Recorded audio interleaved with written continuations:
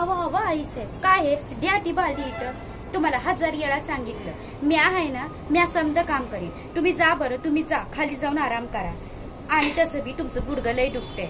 वाटलंच तर मी पाय चेपून देते, मालिश करून देते, पण तुम्ही आधी खाली जाणे आराम करा बघू. म्या आहे ना, म्या हे कपडे वाळत घालते. हा काय हे अजून इथंच? अव कितींदा सांगितलं म्या आहे ना, म्या बघून घेते. आणि तसं बी लोक म्हणतात आई वडिलांची सेवा केली की पुण्य मिळतं. आता मला सांगा, सासू बी आईपेक्षा कमी असते वय?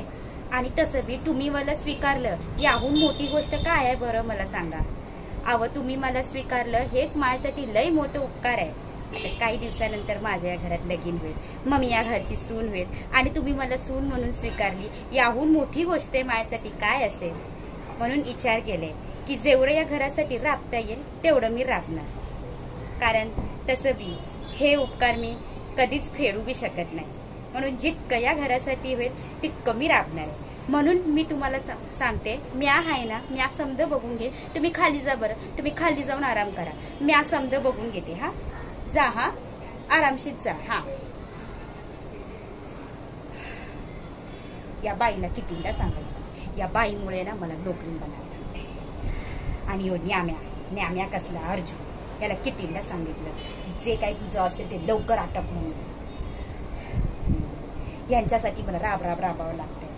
या बाईचं बरं आहे, 4 लोकांचं मत असं दाखवते जसं की ही आदर्शी सून, हिच्या वोट कोणी हायच नाही.